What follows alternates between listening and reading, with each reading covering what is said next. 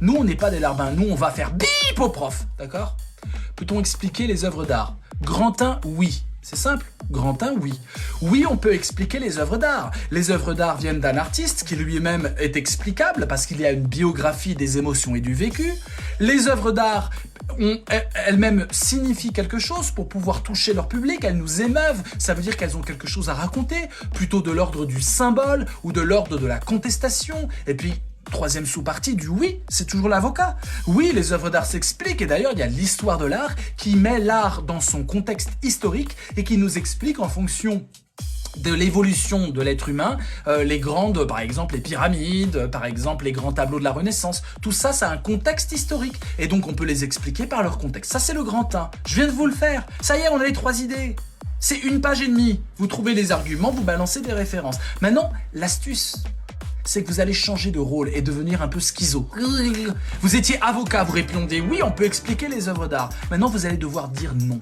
Les amis, écoutez bien, c'est une astuce que je vous donne dans ce live. Vous allez devoir dire non avec autant d'énergie que vous avez dit oui en première partie. C'est ça la philo. Et c'est comme ça que votre prof, même s'il critique ses vidéos, il va se faire bip et très profondément bip. Vous comprenez?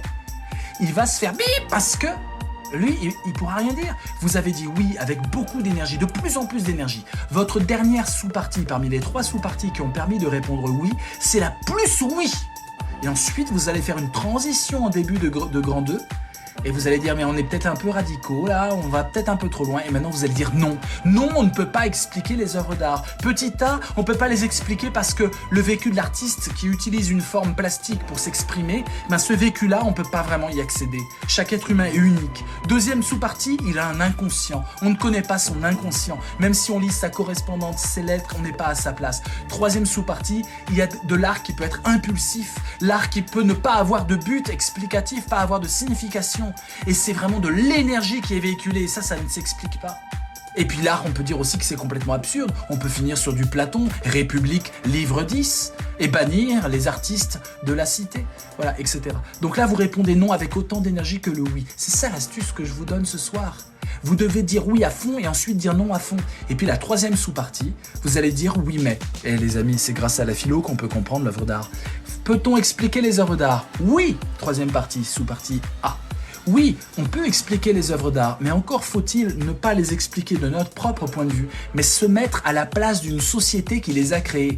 Par exemple, un blanc qui débarque en Afrique noire au temps de la colonisation, il voit des totems, etc. Lui, il croit que c'est des trucs jolis. En fait, tout est indexé sur des rituels, toute une mythologie, toute une culture. Mais lui, comme c'est un colonisateur, il voit pas la culture qu'il y a. Et donc, il juge que c'est beau, il prend ça pour chez lui, il met ça chez lui dans son salon.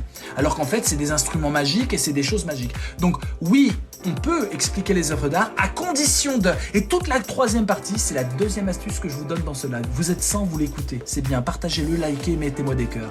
La deuxième astuce que je vous donne dans ce live, c'est que c'est toujours à condition de la troisième partie.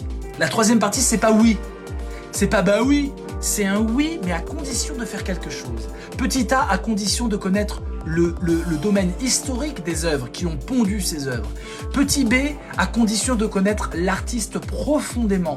Savoir sa vie, connaître par quelle phase il est passé. Donc accéder aux archives du vécu de l'artiste. Et la troisième partie, et là je vous laisse répondre les amis. C'est le premier qui répond qui gagne un point. C'est le moment de gagner un deuxième point dans ce live. Je vous rappelle que vous gagnez mon livre, le meilleur livre en philo qui n'ait jamais existé depuis ces 20 dernières années, d'accord? Ce livre-là, je vous l'envoie par la poste moi-même, je vous l'offre. La philo, merci. Et ben là, désolé, c'est Zoher. Voilà, c'est Zoher. Zoher a été le plus rapide. Zoher, c'est le Lucky Luke de la philo. Donc Zoher, tu gagnes un point.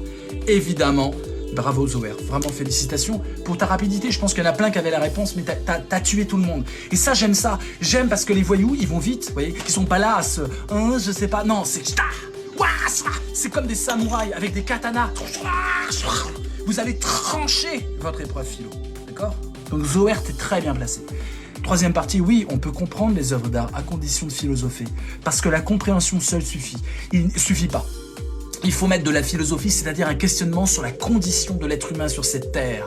Il faut mettre de la philosophie, c'est-à-dire comprendre en quoi l'œuvre d'art a des conséquences pratiques, voire même politiques. Et tout ce contexte qui pousse le spectateur à réfléchir par rapport à l'œuvre. Pas simplement à être ému, mais aussi à réfléchir, à comprendre mieux son vécu, son monde. Eh bien, ça nécessite qu'il devienne philosophe. Et la philosophie de l'art qui s'appelle l'esthétique c'est la branche de... C'est pas les ongles, hein, c'est pas les cheveux, les ongles. L'esthétique, c'est la philosophie de l'art.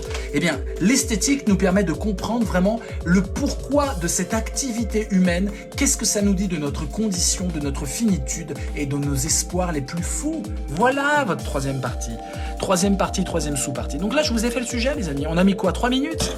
Les doigts dans le nez, je vous l'ai fait. C'était trop facile à faire. Et donnez-moi un autre, je vous le fais en 3 minutes. Une fois que vous avez la méthode Voyout, c'est trop facile. Alors je sais qu'il y a eu des questions, je les vois. Hein. Je fais semblant de ne pas voir, mais je vois toutes vos remarques. Je vois aussi ceux qui partagent. Je vois aussi ceux qui envoient à leurs potes en disant « Ce prof est juste démentiel. Il vise à ce qu'on en a nos correcteurs de philo. S'il te plaît, suis ses lives. Abonne-toi à son TikTok et regarde toute sa série de vidéos qui s'appelle Bac Philo. On va tout défoncer, poteau. Parce que vous devez tout défoncer ensemble. » J'ai besoin de beaucoup de monde, les amis. Seul, c'est sympa, vous allez me dire merci. Moi, ce que je veux, c'est qu'il y ait toute une classe qui bip le prof, bip le correcteur et défonce l'épreuve. J'ai besoin qu'on soit une meute.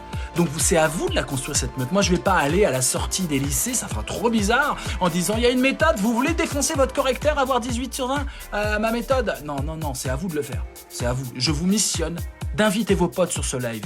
Il y a encore le temps, là. Allez-y.